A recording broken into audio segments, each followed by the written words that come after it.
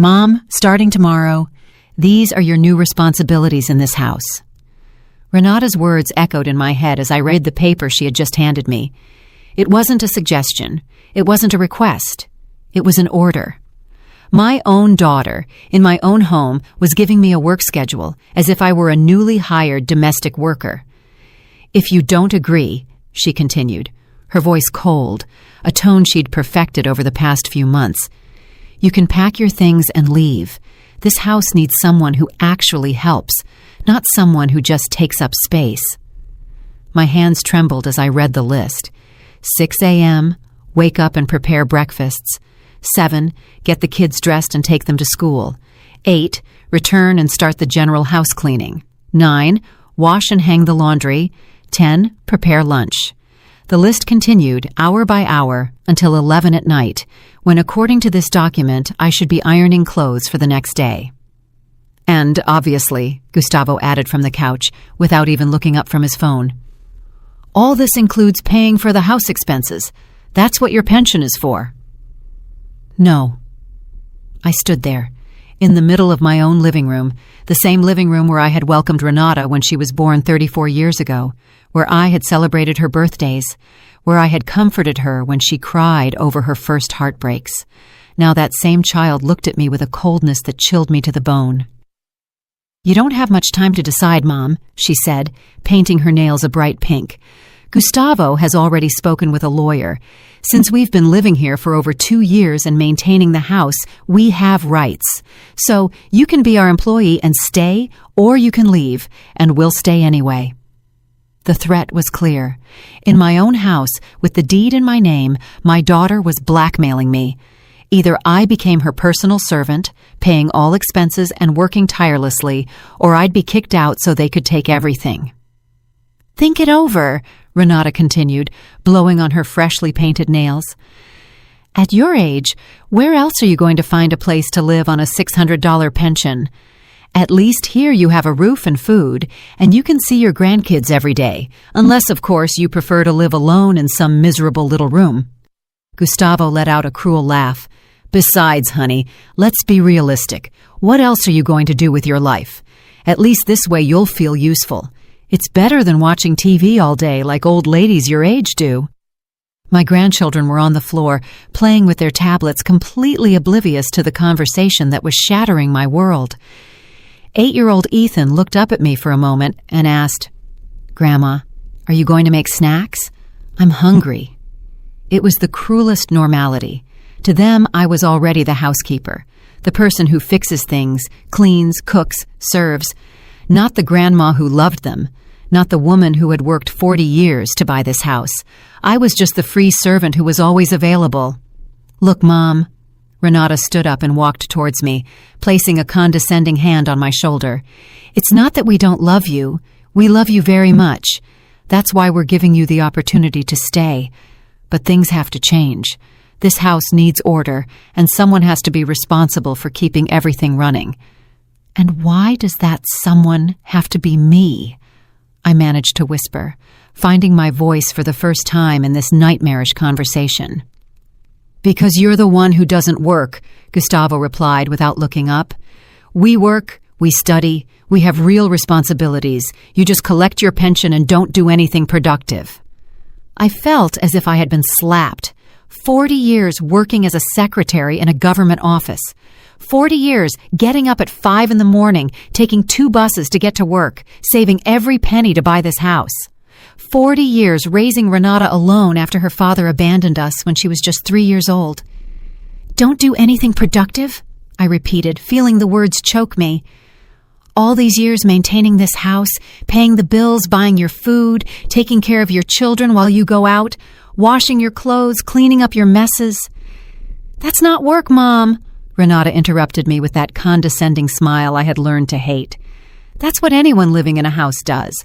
The difference is that now it's going to be organized with fixed schedules, so everything runs smoother. I looked around my living room. The furniture I had bought with so much sacrifice was ruined.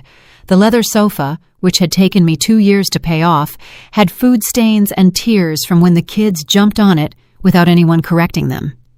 The wooden coffee table, which had been my pride, was covered in marks from glasses and hot plates that no one bothered to put on coasters. On the walls, my family photos had been replaced by movie posters Gustavo liked. My book collection had been relegated to a box in the garage to make space for the video games and electronic gadgets they constantly bought with the money I gave them. Besides, Renata continued, examining her nails with satisfaction, this is going to be good for you. It's going to give you purpose. Lately, you've seemed very depressed, very bored. Having clear responsibilities will help you feel better about yourself. The manipulation was so evident, it physically hurt. She was selling me my own slavery as if it were a favor they were doing me, as if becoming their free servant was a form of therapy for my emotional well-being. And you have to work on weekends, too, Gustavo added, finally looking up from his phone. Saturdays are for deep house cleaning, and Sundays are for preparing the week's meals. It's not that we're being cruel to you, honey. It's just that we need things to run like a real home. Like a real home? I repeated, feeling anger begin to replace the shock. This isn't a real home. This is the house I bought, that I maintained, where I welcomed you when you had nowhere to live. Yes, but now we're a family, Renata replied with that twisted logic that left me speechless. And in a family, everyone has their role. Ours is to work and earn income. Yours is to keep the house running. It's fair. Valerie, my 6-year-old granddaughter, approached and tugged at my skirt. Grandma, can I have cookies? The ones on top of the fridge. I looked at her and saw in her eyes the same expectation I had seen in her mother's eyes when she was her age. The expectation that Grandma always says yes, always fixes things, always available. But now that expectation came with an official schedule, an unsigned contract, an implicit threat. In a moment, my love, I told her, caressing her head. No, Renata interrupted sharply. Valerie, your grandma is going to follow a new schedule. If you want something, you have to ask her at the right time. It's 4 p.m. now, and according to the schedule, this is her snack prep time anyway. I walked to the kitchen with trembling legs, feeling as if each step led me deeper into an abyss from which I didn't know if I could escape. The schedule remained in my hand, crumpled by the pressure of my fingers. It was like holding my own emotional death sentence. When I opened the pantry, I realized how empty it was. 3 broken cookies at the bottom of a package, an expired can of tuna, and half a bag of rice. In the refrigerator, the situation wasn't much better. 2 yogurts Renata had bought for herself, 1 of Gustavo's beers, and the leftovers from 3-day-old dinner that no one else had wanted to eat. Grandma, there are no cookies, Valerie shouted from the living room with that impatience she had learned from her mother.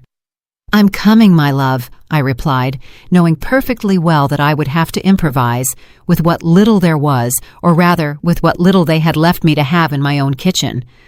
I heard Renata's footsteps approaching. Her heels echoed with an authority they hadn't had in this house before. It was as if the simple act of having handed me that paper had transformed her into the official owner of everything. Mom, while you're in the kitchen, I wanted to remind you that you need to go to the supermarket early tomorrow. I made a list of everything we need, she said, sticking a paper on the refrigerator door. It's about $150 worth of groceries. Oh, and you also need to stop by the pharmacy to pick up the kids' vitamins and Gustavo's special shampoo. $150, a quarter of my monthly pension for a week's worth of groceries, for a family that had decided my money was theirs, by right. Renata, my pension doesn't stretch that far every week, I managed to say, though my voice sounded strangely small in my own kitchen. Oh, Mom, always the same, she sighed dramatically. You know Gustavo is saving to buy us our own house. We can't be spending our income on food and basic necessities. Besides, you eat here every day. It's normal for you to contribute to the expenses. The logic was so twisted it made me dizzy.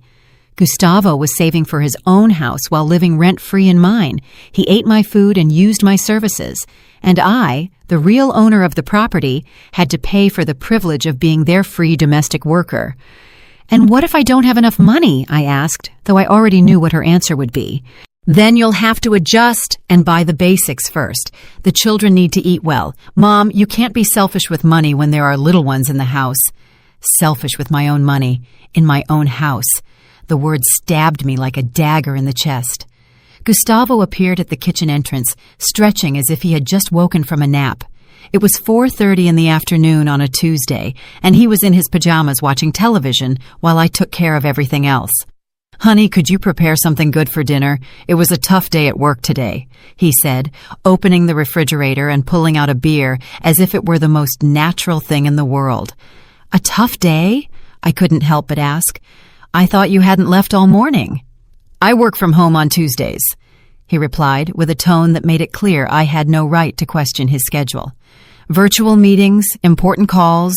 It's very stressful. That's why I need to relax when I'm done." I looked at the clock, 4:30 in the afternoon. If he had worked from home, his workday had lasted exactly 3 hours, considering I had seen him sleeping on the couch at 1 in the afternoon. "Besides," he continued, taking a long swig of his beer, "Renata and I were talking about some additional rules to make the house run smoother. For example, we need you to respect our downtime. When we're in the living room watching television, it would be better if you didn't interrupt with cleaning or cooking noises." "But the schedule says I have to cook at this time," I replied, holding up the paper still in my hand. "Yes, but without making noise. Or you can cook earlier when we're not resting. It's a matter of better organization." The contradiction was absurd. I had to cook at fixed times, but without disturbing their rest periods, which apparently covered most of the day. I had to follow strict rules that changed at their convenience. Renata returned to the kitchen with a smile that didn't reach her eyes. It was that smile she had perfected since adolescence, the one she used when she wanted something or when she was about to say something particularly hurtful, disguised as concern. "Mom, I also wanted to talk to you about your room," she said, leaning against the counter as if she owned the place. "Gustavo and I think it would be better if you moved to the small room in the back. We need the master bedroom because it's bigger, and we have more things." The master bedroom. My master bedroom. The room where I had slept for 30 years, where I had cried after my husband's death, where I had dreamed of watching my grandchildren grow up in a loving environment. Now they wanted to relegate me to the tiny service room, literally. "That room is very small, Renata," I said, feeling my voice crack. "There's barely enough room for a twin bed." "It's perfect for you, Mom. You don't need much space anyway, and that way we can have a bigger closet for our clothes and the kids' stuff. It's more practical for everyone." More practical for everyone. That was the mantra that justified every humiliation, every loss of dignity, every step towards my conversion into a shadow in my own life. "Besides," Gustavo added, "the small room is closer to the kitchen. It'll be easier for you to get up early to prepare breakfast without disturbing anyone." Of course, my new location in the house had been calculated to maximize my usefulness as a domestic worker, close to the kitchen to serve better, far from the main living areas, so as not to bother the true inhabitants of the house. "And when do I have to move?" I asked, though I already knew I had no real choice. "This weekend would be perfect," Renata replied cheerfully, as if we were planning a vacation. "Gustavo can help you move the heavy things. Well, the few things you need to take. Most of the furniture in the master bedroom we're going to use ourselves. The furniture I had bought. The solid wood dresser, which had been my first purchase when I got my first job. The vanity with a mirror, where I had gotten ready for my wedding. The marital bed where I had conceived Renata. All of that would now be theirs because it was more practical." Ethan ran into the kitchen with his tablet in his hands and an urgent expression. "Grandma, my battery died and I need the charger. Where is it?" "In my room, honey. Go get it," I said automatically. "No," Renata intervened firmly. "Ethan, you can't go into your grandma's room without permission. She'll bring you the charger when she finishes preparing snack." The humiliation was complete. Now, not even my grandson could freely enter my room, but Renata and Gustavo could decide when and how I should move, what furniture I could keep, and which room I was allowed to live in. "And one more thing, Mom," Renata continued, as if it were an endless list of new restrictions. Sundays are our family day. Gustavo and I want to spend quality time with the kids, so it would be better if you plan to go out on those days. You can go to the park, visit a friend, whatever you want. We just need space to be a family. Sundays. My family day, too. The day I had reserved for years to do special activities with my grandchildren. To cook together, to watch movies cuddled on the couch. Now it was the day I became an intruder in my own home. "And where am I supposed to go every Sunday?" I asked, feeling tears well up in my eyes. "I don't know, Mom. You surely have friends. You can go for a walk, go to church. There are many things a person your age can do. The important thing is that you have your own activities, that you don't depend so much on us for entertainment." That night I couldn't sleep. I lay in bed, staring at the ceiling that would soon no longer be mine, thinking about how I had reached this point. At what moment had I stopped being the mother and become the servant? When had I lost the right to have an opinion in my own home? I remembered when Renata arrived with Gustavo and the children. 2 years ago, they had lost their apartment because Gustavo had lost his previous job. They arrived with tears in their eyes, hugging me and promising it would only be for a few months while they recovered financially. "You're our salvation, Mom," Renata had told me that first night. "I don't know what we'd do without you. You're the best mother in the world." The first few weeks had been almost pleasant. It was wonderful to have the house full of life again, to hear the children's laughter running through the hallways that had been silent since my husband died. Renata helped me with the cooking. Gustavo helped with some minor repairs, and the little ones filled my heart with their spontaneous hugs. But gradually, so slowly that I didn't realize it until it was too late, things began to change. First, it was Renata asking me to watch the children while she went job hunting. Then it was Gustavo expecting me to prepare dinner because he was too tired from his job interviews. Afterward, it became natural for me to pay for groceries because, after all, we all eat here. Every favor I did became an expectation. Every gesture of love transformed into an obligation. Every time I said, "no problem" to a request, I was signing my own emotional servitude. At 3 a.m, I heard noises in the kitchen. I quietly got up and walked down the hallway, finding Gustavo serving himself cereal directly from the box, leaving crumbs all over the countertop that I had cleaned before going to bed. "Gustavo, is everything okay?" I whispered, so as not to wake the children. He looked at me startled, as if he had been caught doing something wrong. "Yes, I was just hungry. It's nothing. But tomorrow there will be cereal in the bowl for the children," I said, seeing that the box was almost empty. "Oh, honey, don't be dramatic. It's just cereal. You can buy more tomorrow," he replied, leaving the empty box on the countertop and heading back to his room. My room. I stood there in the dark, cleaning up the crumbs he had left, realizing that this was my life now, cleaning up their messes in silence at 3 a.m. while he slept in my bed without the slightest concern for the consequences of his actions. On Friday morning, as I prepared breakfast according to my new official schedule, Renata came downstairs with an energy I hadn't seen in months. She was wearing a red dress I didn't recognize and shoes that cost more than my week's worth of groceries. "Mom, I need you to watch the kids all weekend," she announced, as she poured coffee into my favorite mug, the one with little painted flowers that my husband had given me on our 5th anniversary. "Gustavo and I are going on a couples retreat at the downtown hotel.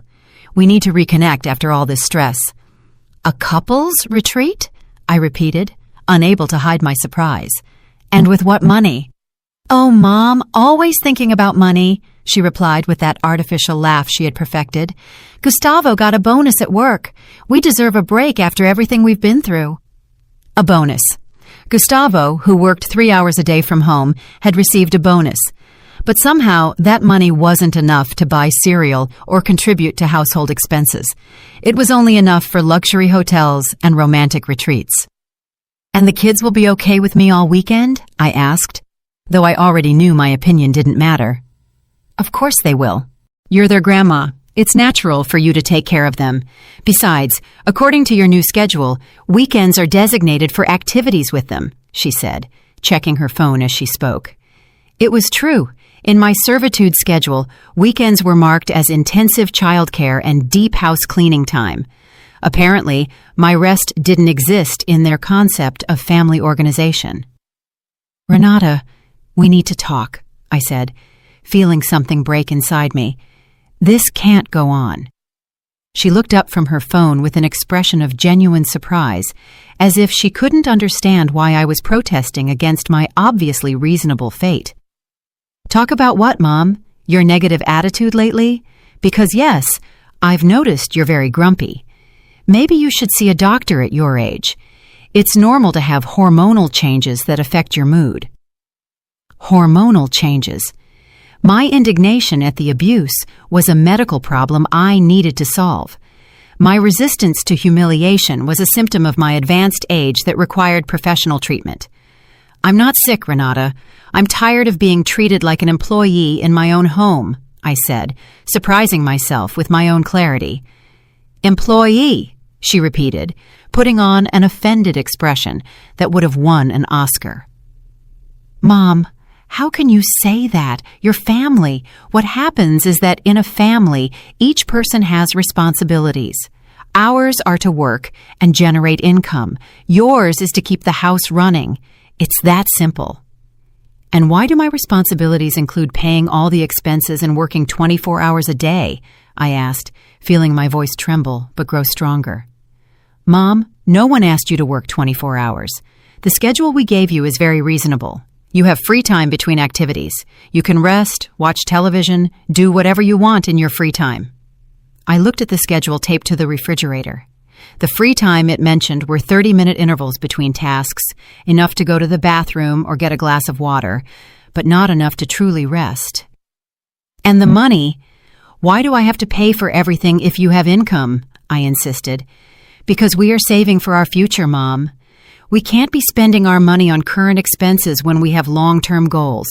You've already lived your life. You've had your opportunity to save and plan. Now it's our turn." The logic was devastating in its cruelty. According to their reasoning, I had already had my chance to live, and now my role was to finance and facilitate their opportunities. My pension, earned with 40 years of work, was less important than their long-term goals. Gustavo appeared in the kitchen, already dressed to leave, with a smile that I found increasingly repulsive. He approached Renata and kissed her on the cheek, a gesture of possession and complicity that completely excluded me. "All set for the weekend?" he asked her, completely ignoring me, though I was standing less than 3 feet away. "Yes, my love. I've explained everything to Mom. She'll take care of the kids and the house," Renata replied, as if I were just another object she had arranged for their absence. "Perfect, honey. Just one more thing," Gustavo said, finally addressing me. "On Monday, my mother is coming to visit us for a few days. She'll need the guest room, so it would be good if you have it spotless. She also likes breakfast very early, around 6 in the morning. I hope it's not a problem." His mother. Another person I would have to attend to, feed, and serve in my own home. Another mouth to feed with my money. Another person who would expect my services as if it were the most natural thing in the world. "And how long is she staying?" I asked, though I already sensed I wouldn't like the answer. "We don't know exactly. It depends on how she feels. Lately, she's been very lonely since my father died, so we thought being with family would do her good," he replied, as if my house were a free hotel for people in need of company. "Gustavo, your mother and I don't get along very well," I said, remembering the few times I had met her and her dismissive attitude towards me. "Oh, honey, those are past problems. You have to learn to forgive and forget.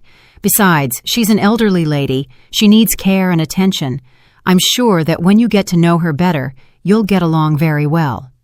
Care and attention that, of course, I would provide without remuneration or recognition, while Renata and Gustavo enjoyed their romantic retreat.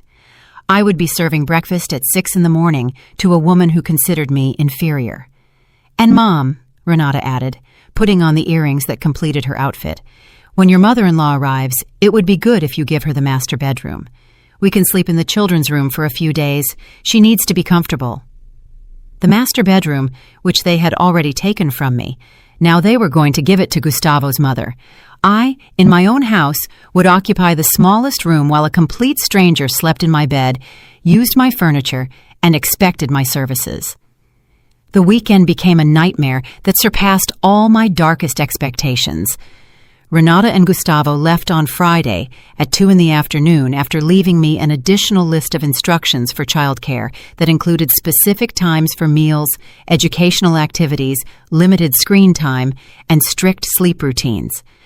"It's important that you maintain discipline, Mom," Renata had told me before getting into the taxi I had paid for to the downtown hotel. "Children need structure. If you spoil them this weekend, it will be very difficult for them to respect us again afterwards." Ethan and Valerie looked at me with expectation, waiting for me to fulfill the role of entertainer, cook, teacher, and babysitter, all at the same time. It wasn't their fault, of course. They were children adapting to a system where Grandma was the person who solved everything, while their parents enjoyed freedoms I had forgotten existed. On Saturday morning, as I prepared pancakes for breakfast according to the specific nutritional instructions Renata had left, Ethan spilled orange juice on the living room rug. It was a normal accident, the kind of thing that happens when there are children at home. But when I started cleaning, I realized there weren't enough cleaning products.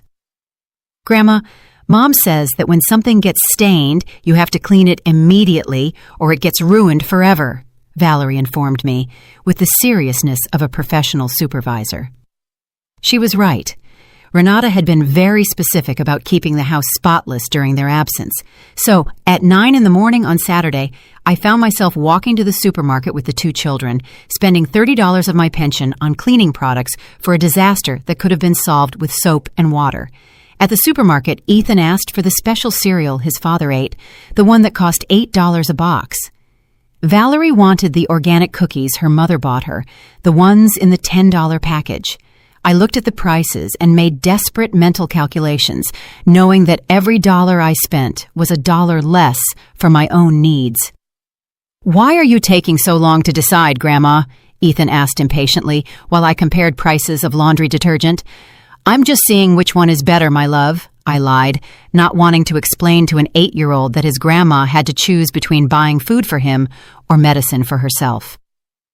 When we got home, there was a message from Renata on my phone. "Mom, I hope you bought fresh vegetables for the week.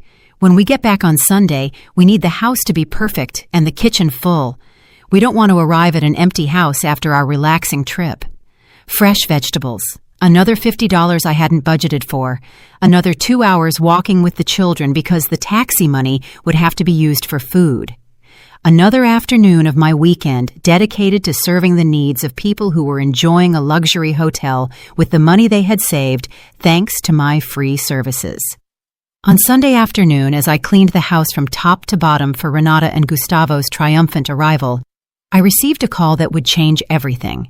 It was Lucy, my neighbor of 15 years, the only person who truly knew my situation, although I had never openly spoken about it. "Honey, are you okay? You've seemed very strange lately," she said with that warm voice that reminded me what it was like to have a conversation without timers or to-do lists. "Yes, I'm fine," I lied automatically as I folded Gustavo's clothes that I had washed and ironed over the weekend. "No, you're not okay. I see you leaving very early every morning, as if you're rushing somewhere, and I see you coming home with supermarket bags almost every day. What's going on in your house?" she insisted with that gentle persistence that characterized true friends. For a moment, I was tempted to hang up. It was easier to keep pretending that everything was normal, that it was natural for a 66-year-old woman to live like a housekeeper in her own home. But something in Lucy's voice broke me. "Lucy, can you come over for a moment? I need to talk to someone," I said, surprising myself with my own honesty. "I'm on my way," she replied without asking questions. When Lucy arrived, the children were watching television in the living room, completely absorbed in their shows. We sat in the kitchen, surrounded by the perfect order I had created for their parents' arrival, and for the first time in months, I told someone the truth about my life. I showed her the schedule. I explained about the money.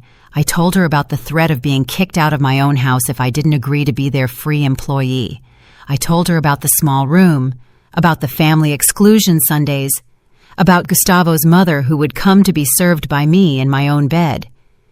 Lucy listened in silence with an expression that went from surprise to horror, and finally to the purest indignation I had seen in a long time. "Honey, this is abuse," she said finally with a clarity that hit me like a slap of reality.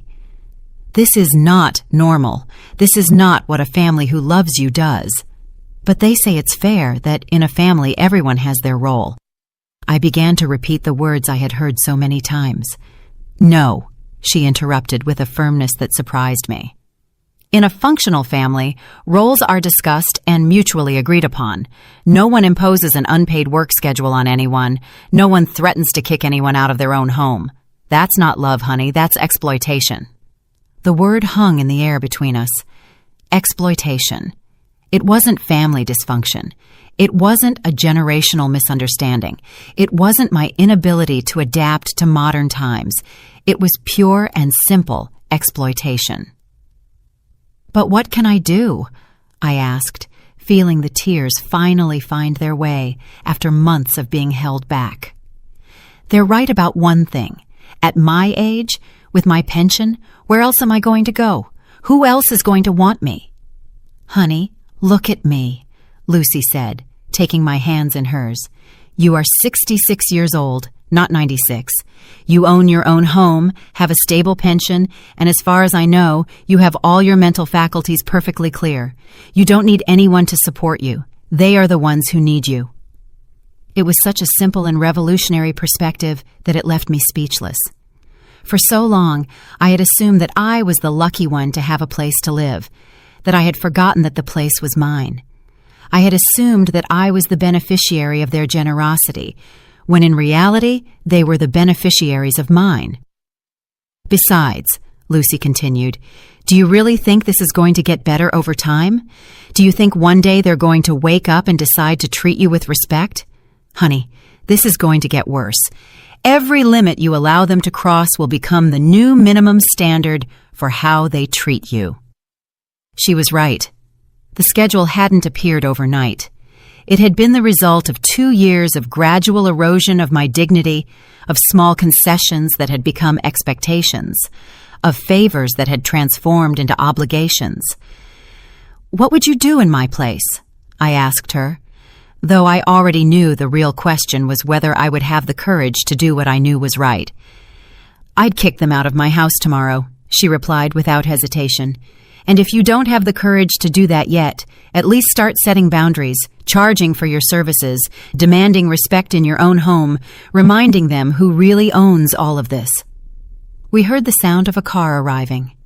Renata and Gustavo had returned from their romantic retreat, tanned and relaxed, ready to resume the routine where I was their personal employee and they were my benevolent bosses.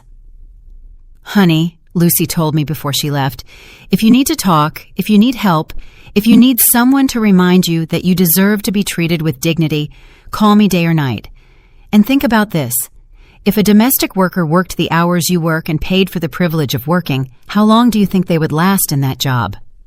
The question haunted me as Renata and Gustavo entered the house, critically checking if I had met all their expectations during their absence.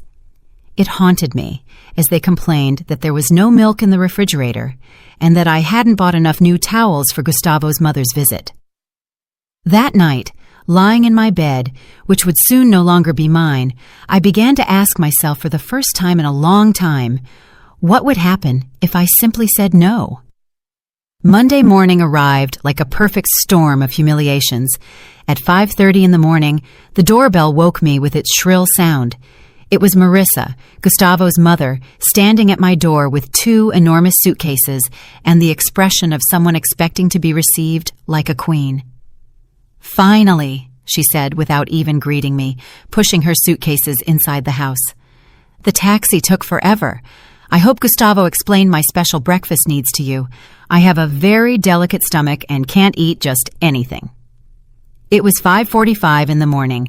I hadn't even had time to brush my teeth or comb my hair, but there I was, receiving instructions about the special gastronomic needs of a woman who had invited herself to my house indefinitely.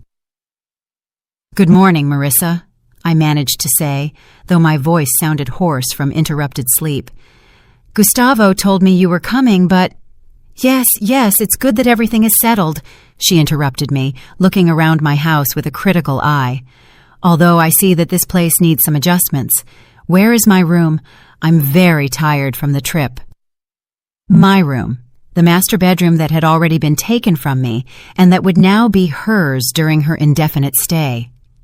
I led her down the hallway carrying one of her suitcases that weighed as if it had rocks inside, while she commented on every aspect of my decor that she disliked.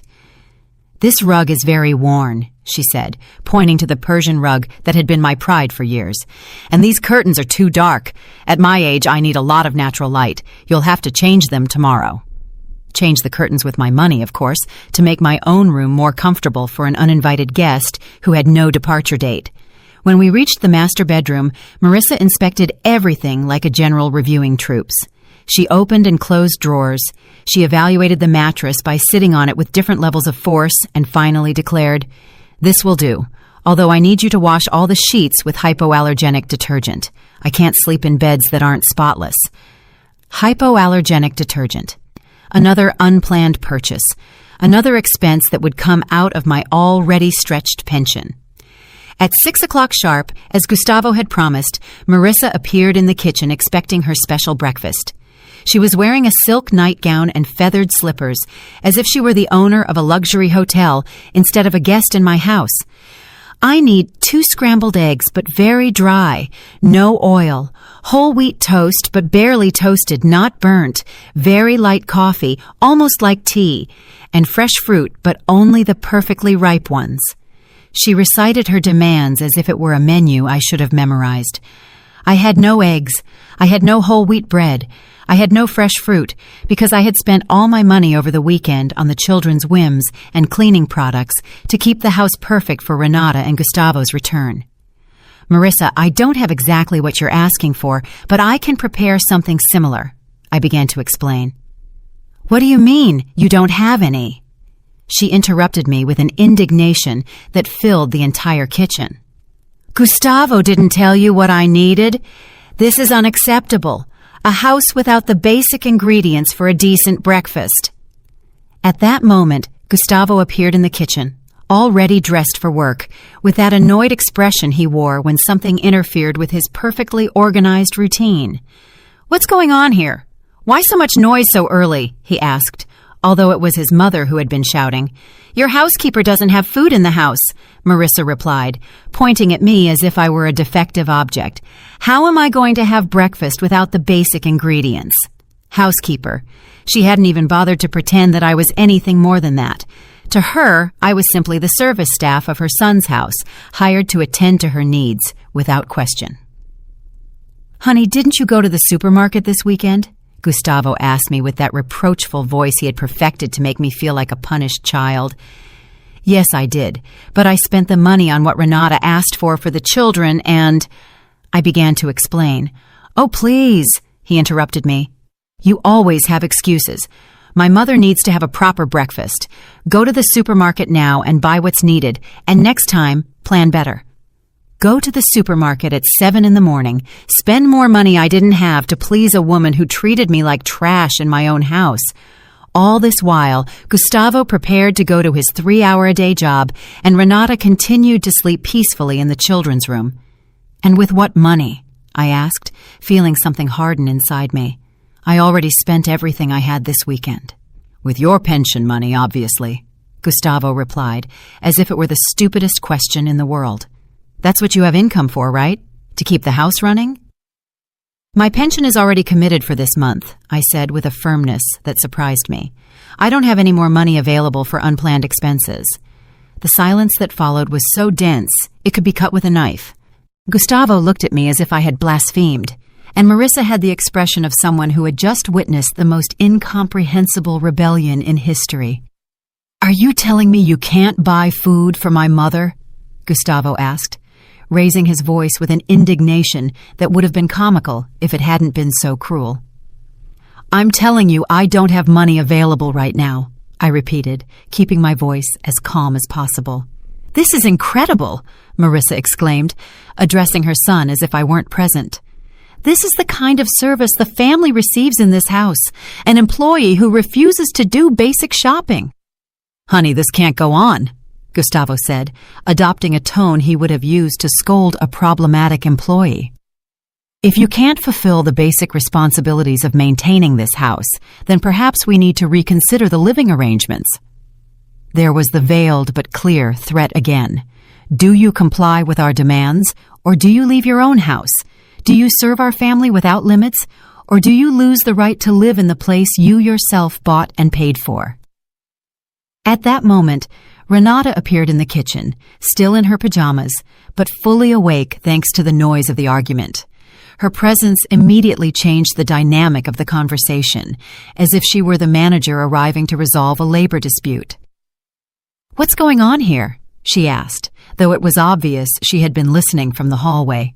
"Your mother is refusing to go to the supermarket to buy breakfast for my mom," Gustavo explained to her, as if he were a child reporting another child's bad behavior.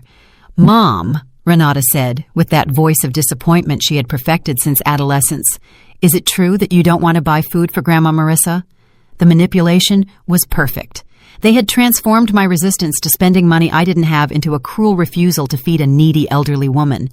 They had turned my attempt to set basic financial boundaries into an inexcusable act of selfishness.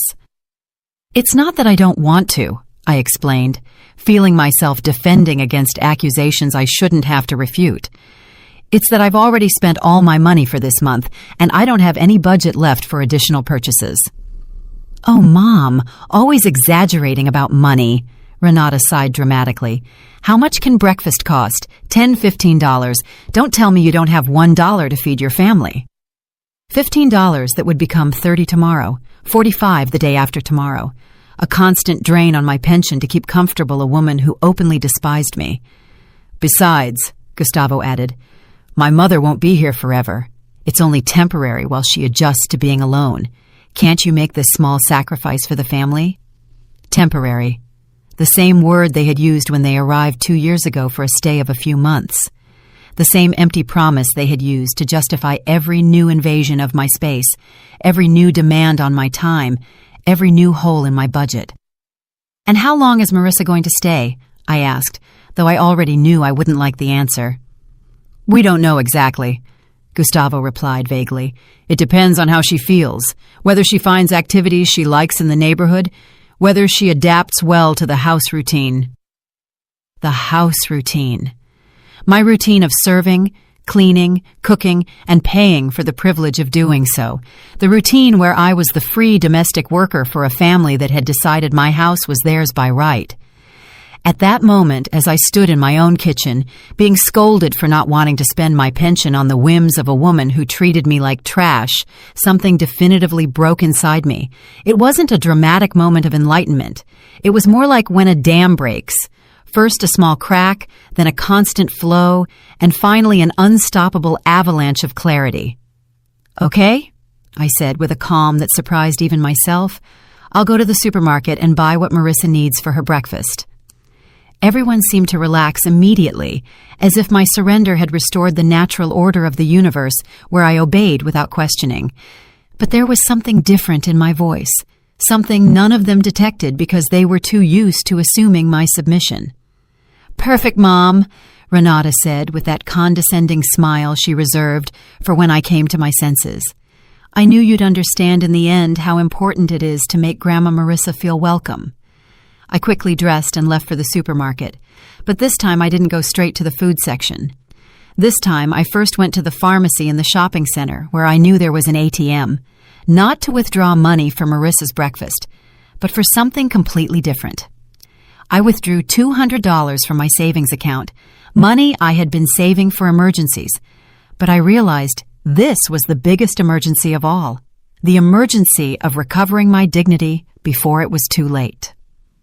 With the money in my wallet, I walked to a lawyer's office I had seen advertised in the local newspaper. It was early, barely 8:30 in the morning, but the receptionist informed me that Attorney David Miller handled emergency consultations from 9. "Is it an emergency?" the receptionist asked me. a young woman with a kind smile. "Yes," I replied without hesitation. "I think it is." David Miller turned out to be a man in his 50s with a neatly trimmed beard and eyes that conveyed the kind of experience that comes from having seen all kinds of complicated family situations. "Tell me what's going on, Mrs. Everett," he began, consulting the card where I had written my name. "Mrs. Everett," I said, and for the first time in a long time, I pronounced my name with something akin to pride. "Attorney, I need to know what my rights are in my own home." I explained the entire situation, the work schedule, the threats to evict me from my property, the financial exploitation, Marissa's arrival without my consent. I spoke for 20 minutes without stopping, as if I were a dam that had finally broken. David listened without interrupting, taking occasional notes and nodding with expressions that ranged from surprise to indignation. When I finished, he leaned back in his chair and looked at me with a mixture of compassion and professional determination. "Mrs. Everett, what you are describing constitutes economic and emotional abuse," he said with a clarity that hit me like a lightning bolt. "Your daughter and son-in-law are committing what is legally known as elder exploitation." "But they have rights for having lived in the house for 2 years?" I asked, remembering Gustavo's threats about consulting a lawyer. "In some cases, after a certain period, occupants can claim tenancy rights," he explained. "But those rights never include the right to exploit the owner or to impose unpaid work conditions on them, and they definitely do not include the right to bring additional guests without the owner's consent." I felt as if a huge weight had been lifted from my shoulders. For the first time in months, someone was confirming that my perception of reality was correct, that I wasn't being dramatic or ungrateful. "What can I do?" I asked, though for the first time in a long time, the question came with hope instead of desperation. "Several things," he replied, consulting his notes. "First, you can notify them in writing that you are terminating any informal housing agreement you had. Second, you can establish clear limits on the use of your property and your financial resources. Third, you can request that unauthorized guests vacate the property immediately." "And what if they refuse?" I asked, thinking about my family's reactions when they received those notifications. "Then, we have several legal options, including eviction orders and reports of elder abuse. But my experience tells me that when families realize that the elderly person is legally advised and knows their rights, they usually reconsider their behavior very quickly." David explained that he could draft a legal letter that same day, setting new terms for anyone who wanted to continue living in my house.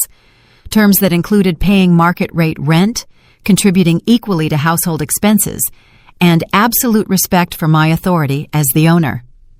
"How much does this type of consultation cost?" I asked, fearing it would be more money than I could afford. "For elder abuse cases, we have special rates," he said with a reassuring smile.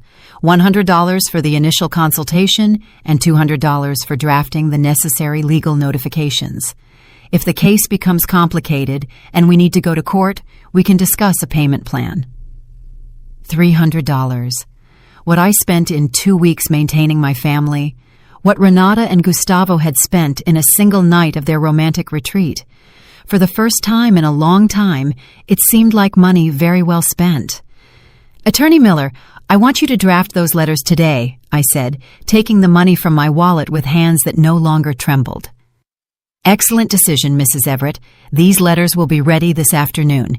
Do you want me to deliver them personally to your family, or do you prefer to do it yourself?" "Myself," I replied without hesitation. "I think it's time I had an honest conversation with my family."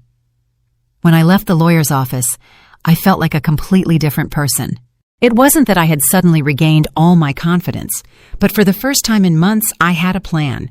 I had professional support. I had legal rights that no one could take away with threats or emotional manipulation. But before returning home, I had one more stop to make. I went to the bank and spoke with the manager about changing the access codes to my accounts and setting strict limits on who could make transactions on my behalf. "Have you had problems with unauthorized access to your accounts?" the manager asked me, an efficient woman who seemed to immediately understand the situation. "Let's just say I want to make sure only I can handle my money from now on," I replied. Very sensible, she told me while processing the changes. Do you also want to review who has authorization to use your credit cards? Excellent question. Renata had been using my credit card for months for emergencies that were never reimbursed. It was time for those emergencies to become other people's responsibility. I want to cancel all additional authorizations, I said firmly. Only I will have access to my accounts and cards. When I finally returned home, it was almost 11 in the morning. 4 hours had passed since I had supposedly left to buy Marissa's breakfast, and I was returning empty-handed, but with something much more valuable, an action plan, and the legal support needed to execute it.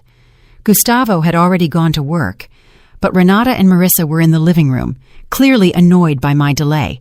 The children were at school, which meant we would have privacy for the conversation I was about to have. "Finally!" Marissa exclaimed upon seeing me enter. "Where have you been? It's almost 11 and I haven't had anything to eat." "And where's the food?" Renata asked, noticing I wasn't carrying any grocery bags. "We need to talk," I said, keeping my voice calm but firm. "All three of us, right now." Something in my tone must have alerted them, because both fell silent, looking at me with a mixture of surprise and caution they hadn't shown in a long time. "Sit down," I said, pointing to the sofa. "This conversation is going to change a lot of things in this house. I've been at a lawyer's office," I began, watching their expressions go from irritation to alarm in a matter of seconds. "And I've learned some very interesting things about my rights as the owner of this house." The silence that followed was deafening. Renata looked at me with that expression she wore when she was a child and was caught doing something she knew was wrong. Marissa, for her part, seemed genuinely confused, as if she couldn't understand why a housekeeper would be consulting lawyers. "Mom, what are you doing?" Renata asked, with a voice that tried to sound concerned but couldn't hide the panic. "Why did you go to see a lawyer without telling us anything?" "Because I wanted to understand exactly what my legal situation is in my own home," I replied, keeping my voice serene. "And it turns out it's very different from what you've led me to believe." I took out the documents David had prepared in record time, 3 letters with official letterhead addressed respectively to Renata, Gustavo, and Marissa. The weight of the paper in my hands felt like the weight of my own dignity being restored. "These are legal notifications," I continued, placing the documents on the coffee table. "You can read them now, or you can wait for me to formally deliver them to you this afternoon, but the content is the same." Renata immediately stood up and took her letter, reading it with a speed that revealed her desperation to understand how serious the situation was. Marissa took hers with trembling hands, while I watched her expression of superiority gradually transform into shock. "This is ridiculous!" Renata exclaimed after barely reading the first page. "You can't kick us out of the house. We're your family." "I'm not kicking you out," I replied with a calm that surprised me. "I'm offering you the opportunity to stay under new conditions, fair and legal conditions."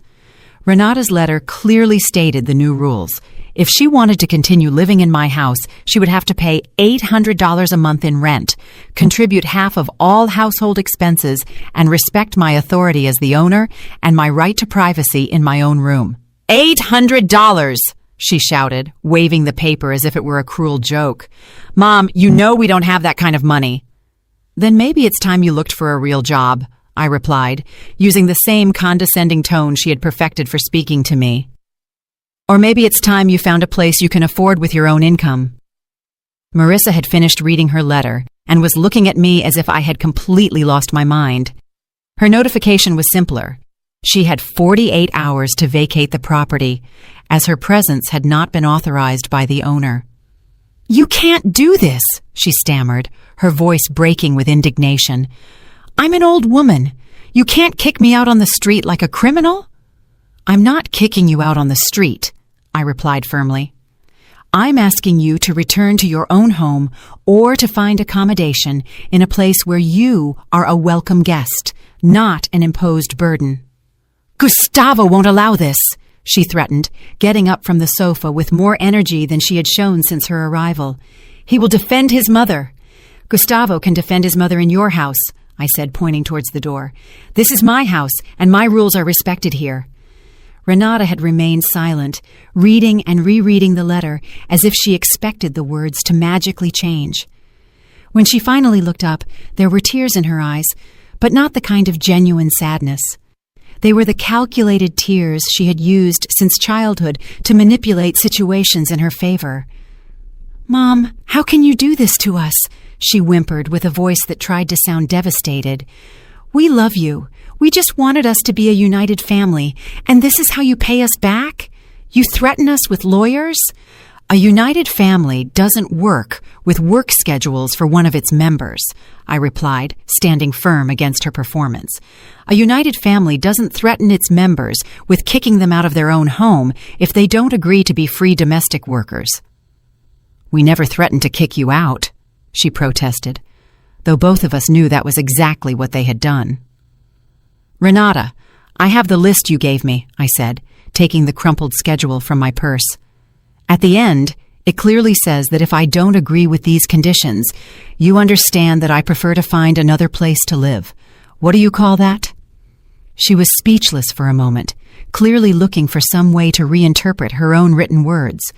Finally, she opted to change strategy.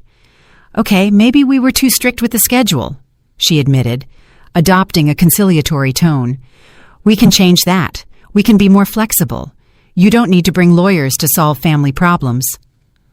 "The problem isn't just the schedule, Renata," I said, feeling stronger with each word. "The problem is that you have turned me into your unpaid housekeeper. The problem is that you spend my pension as if it were yours. The problem is that you invite people into my house without my permission and expect me to attend to them." Marissa, who had been listening to our discussion with increasing agitation, finally exploded. "This is crazy. Gustavo told me he lived with a loving family. He didn't tell me he would live with a crazy old woman who thinks her house is a hotel." "Precisely," I replied, looking directly into her eyes. "This is not a hotel. It is my house. And in my house, guests are invited, not imposed." "But I am Gustavo's mother," she shouted, as if that gave her automatic rights over my property. "And I am the owner of this house," I retorted with a firmness I didn't know I possessed. "Your family relationship with Gustavo does not give you rights over my home." Renata had been silently calculating, probably doing math on how much it would actually cost them to live independently. When she spoke again, her voice had a desperate tone I had never heard from her. "Mom, let's be realistic," she said, trying to sound rational. "We can't pay $800 in rent plus household expenses. You know that. And you can't live alone at your age either. We need each other." "I've lived alone before," I replied. "I lived alone for 10 years after your father died, before you arrived. And I lived very well, thank you very much." "But now you're older," she insisted, playing the age card as a last resort. "What are you going to do if you get sick? What are you going to do if you need help?" "I'll hire professional help if I need it," I said, an idea that had just occurred to me but sounded perfectly sensible. There are many services for seniors that charge for their services and provide them with respect and professionalism. "Are you going to pay strangers instead of accepting help from your family?" she asked, as if the idea were personally offensive. "I'm going to pay for professional services instead of being exploited by people who take advantage of my love for them," I corrected. "There's a very important difference." At that moment, the phone rang. It was Gustavo, probably calling to check that his mother had been properly attended to during his absence. Renata ran to answer, speaking in urgent whispers that clearly communicated that a family crisis was unfolding. While she spoke, Marissa approached me with an expression that had changed from indignation to something akin to respect. It was the first time she had looked at me as if I were a real person instead of a talking piece of furniture. "Honey," she said with a considerably softer voice, "maybe we can reach some arrangement. I don't have to stay in the master bedroom. Can I sleep on the sofa?" "Oh, Marissa," I interrupted her gently, "the problem isn't where you sleep. The problem is that you came to my house without my invitation, expecting to be treated like an honored guest indefinitely. That's not fair to either of us." Gustavo arrived home 20 minutes after Renata's call, with an expression I had never seen before. It wasn't his usual condescending arrogance, it was something much more dangerous. It was the face of a man who realized that his parasitic world was about to collapse. "Honey, we need to talk," he said, with a controlled voice that didn't fool me at all. "Renata told me about these ridiculous letters you brought from some charlatan lawyer."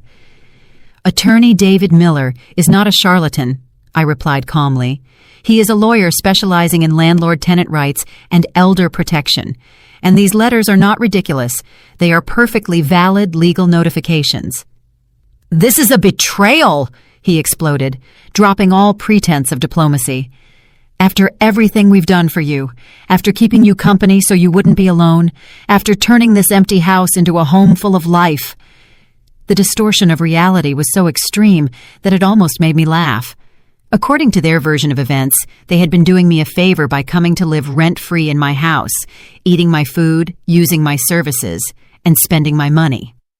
"Gustavo, you are 42 years old," I said, with a patience that was hard to maintain. "If you want to live in a house full of life, you can buy your own house and fill it with all the life you want, but not at my expense." "We've been saving to buy our house," he shouted, as if that justified 2 years of exploitation. "But it's impossible to save when there are so many expenses. You don't understand how expensive it is to raise 2 children." "You're right," I admitted, surprising him with my agreement. "I don't understand how expensive it is to raise 2 children, because when I raised Renata, I paid all her expenses with my own money. I didn't look for an older person to support me." Marissa, who had been observing the discussion from the sofa, decided to intervene with her version of maternal support. "Honey, I understand you're confused, but Gustavo is a good father and a good son. He doesn't deserve to be treated this way by a woman your age who is clearly losing her mind." "Losing my mind?" I repeated, feeling fury ignite in my chest. "For defending your rights in your own home, for threatening your family with lawyers instead of solving problems like civilized adults," Marissa replied, with that moral superiority she had perfected over the years. "Civilized adults don't impose work schedules on family members," I countered. "Civilized adults don't threaten to evict the owner of their own house." Gustavo had been pacing back and forth in the living room, clearly calculating his options. When he stopped, he had that expression he wore when he was about to play his strongest card. "Okay, honey," he said with a smile that didn't reach his eyes. "If you want to play with lawyers, we can play with lawyers, because it turns out we've also been consulting about our rights." "What rights?" I asked, though I already suspected where he was going. "The rights of tenants who have lived on a property for more than 2 years," he replied triumphantly. "The rights of parents who have been raising their children in a stable home. The rights of a family that has been maintaining a property that was deteriorating from lack of care." It was exactly the threat David had warned me they would try to use. The difference was that now I was prepared to face it. "Gustavo," I said with a calm that clearly unnerved him, "I suggest you show those legal consultations to your real lawyer, because mine assured me that no court in the country would grant tenant rights to people who haven't paid rent and who have been financially exploiting the owner." Gustavo's expression changed immediately. It was obvious that his legal consultations had been internet searches or conversations with friends, not real professional advice. "Besides," I continued, pulling out my own ace in the hole, "my lawyer informed me that what you have been doing is called elder exploitation and that it is a federal crime. So if you want to involve more lawyers in this situation, go ahead. But I warn you that the legal consequences for you will be much more serious than for me." The silence that followed was absolute. Even the children, who had arrived from school during our discussion and were listening from the hallway, remained completely still. "You're threatening to sue us?" Renata asked, with a small voice she hadn't used since she was a teenager. "I'm not threatening you with anything," I replied. "I'm explaining the legal consequences of your actions, the same consequences my lawyer explained to me this morning." Ethan appeared at the living room entrance with his school backpack still on his shoulders and a confused expression. "Why is everyone yelling? And why is Grandma crying?" Indeed, Marissa had started crying, but they weren't tears of sadness. They were tears of rage and humiliation from someone who realized she had completely lost control of a situation she thought she had mastered. "It's okay, my love," I told Ethan, approaching to hug him. "The adults are having an important conversation about how we're going to live in this house." "Are we leaving the house?" Valerie asked, who had appeared behind her brother with wide eyes. My granddaughter's innocent question broke my heart, but it also reminded me why I was doing all this. These children deserve to grow up in an environment where family relationships were based on love and mutual respect, not exploitation and manipulation. "That depends on your parents," I replied honestly. "If they decide they want to stay here, respecting the house rules and contributing fairly, they can stay. If not, they'll have to find another place to live." "What rules?" Ethan asked with that direct curiosity children have. "Rules like all adults living here have to work and contribute to expenses," I explained. "Rules like no one can force other family members to work without rest. Rules like we all deserve to be treated with respect." Gustavo looked at me with an expression that would have been intimidating a week ago, but now seemed simply pathetic. "Honey, are you confusing the children with these adult dramas?" "The children were already confused," I countered. They were confused seeing their grandma being treated like a housekeeper. They were confused hearing their parents talk about kicking their grandma out of her own house. Now at least they're hearing that there's another way to live as a family. Renata approached her children and hugged them in a gesture that would have been tender if it hadn't been clearly calculated to generate pity. "Children, go to your room and do your homework. The adults need to finish talking." When the children left, the atmosphere in the living room became even more tense. It was as if we were all waiting for someone to make the next move in a chess game where the rules had completely changed. "Okay," Gustavo finally said, adopting a negotiating tone. "Let's say you're serious about all this. Let's say you really want us to pay rent and contribute to expenses. How much time do you give us to get organized?" "The letters specify 30 days, I replied, consulting the documents.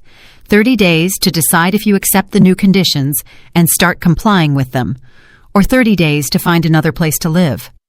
"And my mother?" he asked, pointing to Marissa, who was still sobbing on the sofa.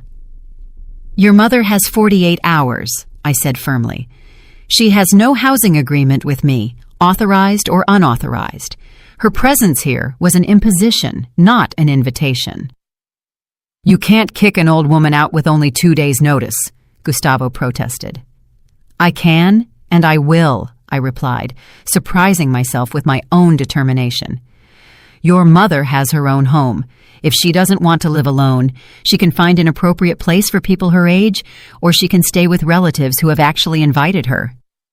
3 months later, I woke up in my own bed, in my own room, at 7 in the morning because I wanted to, not because a schedule demanded it. The silence of the house didn't bother me. In fact, it was the most beautiful sound I had heard in years, the sound of peace.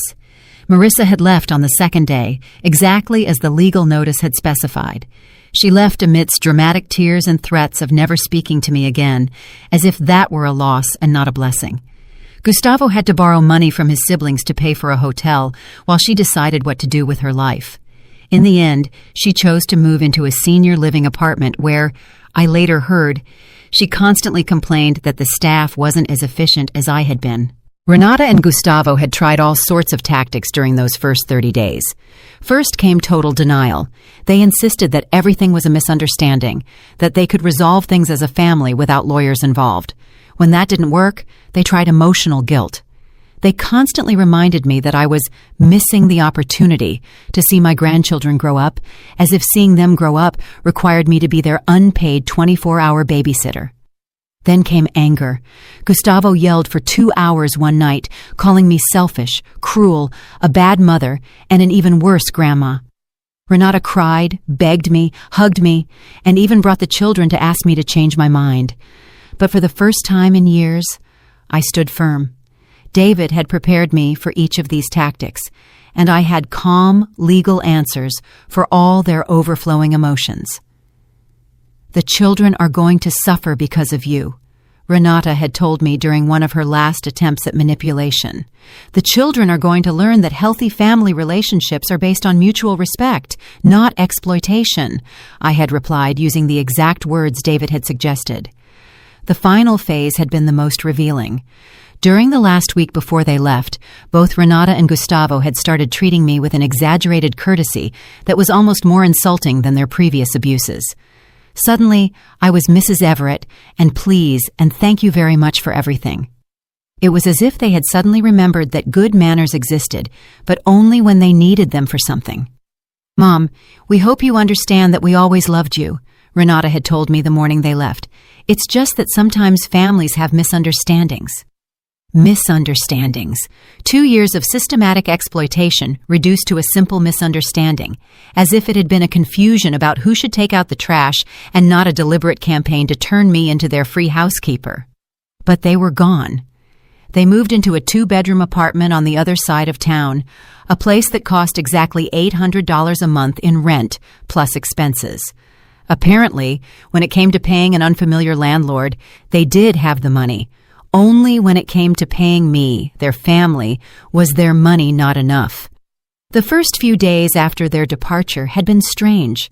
The house felt enormously empty after 2 years of being filled with constant noise, urgent demands, and the perpetual stress of serving other people. But gradually, that feeling of emptiness had transformed into something completely different: freedom. I could have breakfast when I wanted. I could watch the television shows I liked. I could decide what to cook based on my own cravings, not on the nutritional demands of 4 different people. I could spend my pension on my own needs and even treat myself to small luxuries I had forgotten existed. The first time I bought fresh flowers for my dining room table, I started crying right there in the supermarket. They were $15 that would have previously gone to special cereals or hypoallergenic shampoo for uninvited guests. Now they were $15 I could spend on something that made me happy for the simple pleasure of making myself happy. Lucy had been a blessing throughout the entire process. Not only had she helped me maintain my resolve during the most difficult moments, but she had become a true friend. Now we had lunch together twice a week, went to the farmer's market on Saturday mornings, and had started taking painting classes at the community center. "Don't you miss the noise of the children?" she had asked me one afternoon while we painted watercolor landscapes. "I miss my grandchildren," I had replied honestly, "but I don't miss being their unpaid babysitter. There's a very big difference." And it was true. Ethan and Valerie visited me every other Saturday, an arrangement we had established after many tense negotiations. At first, Renata had tried to use the visits as a form of pressure, suggesting that if I didn't give in on some aspect of the separation agreement, the visits could become more complicated to coordinate. David had advised me to keep all communications about visits in writing, and through him, until Renata realized she couldn't use her own children as emotional blackmail weapons. Eventually, we had reached a civilized agreement. The children came every other Saturday from 10 in the morning to 6 in the evening, and I took them to do fun activities I could afford, now that I wasn't subsidizing the lifestyle of 4 adults. The difference in my relationship with Ethan and Valerie was remarkable. When I wasn't responsible for them 24 hours a day, when I didn't have to worry about their meal times, their discipline, and their constant entertainment, I could simply be their grandma. I could spoil them a little, laugh with them, listen to their school stories without being distracted thinking about what household chore I had to do next. "Grandma, why don't you live with us anymore?" Valerie had asked me during one of her first visits. "Because adults need their own spaces to be happy," I had explained. "Your mom and dad need their own home where they can make their own decisions, and I need my own home where I can make mine." "But you still love us?" she had insisted with that genuine concern that broke my heart. "I love you more than anything in the world," I had assured her, hugging her tightly. "And precisely because I love you so much, I want you to learn that people who love each other treat each other with respect and affection. They don't take advantage of each other." Ethan, who was older and more observant, had understood the situation surprisingly maturely. "Mom and Dad made you work a lot, didn't they, Grandma?" "Yes, my love," I had admitted, "but now we're all learning better ways to be a family." That morning, 3 months after the big change, I woke up with a feeling I had completely forgotten. Positive expectation. Not anxiety about what demands would await me during the day, but genuine curiosity about what good things I could choose to do. David had called me the previous week to inform me that Renata and Gustavo had officially withdrawn any legal claims to my property. Apparently, their consultations with real lawyers had confirmed what I already knew. They had no legal rights over my house, and any attempt to establish such rights would only result in charges of elder exploitation. "How does freedom feel, Mrs. Everett?" David had asked me with that warm smile I had come to appreciate so much. "It feels like waking up from a very long nightmare," I had replied. "It feels like remembering that I am a person, not an object." That morning, I got up when I wanted, had breakfast what I wanted, and dressed to go to my new favorite activity, senior dance classes I had discovered at the community center. At 66, I was learning to salsa. I had made new friends and was rediscovering parts of myself I had forgotten existed. As I prepared to leave, I looked at my reflection in the bathroom mirror. The woman who looked back at me no longer had that perpetually tired and anxious expression she had worn for the past 2 years. Her eyes were bright, her back straight, and she had something she had lost without realizing it. She had dignity. As I left the house, I locked the door and walked to the bus with firm steps. It was my house, my life, my decision. And for the first time in a very long time, those words didn't scare me. They filled me with pride because I had learned the most important lesson of my life. It's never too late to reclaim your self-respect, and once you reclaim it, no one can take it away from you again, no matter how much you love them or how much they love you. True love, I had discovered, never requires you to sacrifice your dignity, and true family never asks you to become less than you are so they can be more. If you enjoyed my story, you can support me by sending a super thanks so I can write more stories like this. Thanks a lot in advance. What about you? What would you do in this person's shoes? I'd really love to hear your thoughts, so drop them in the comments. I'm always curious to know what you think.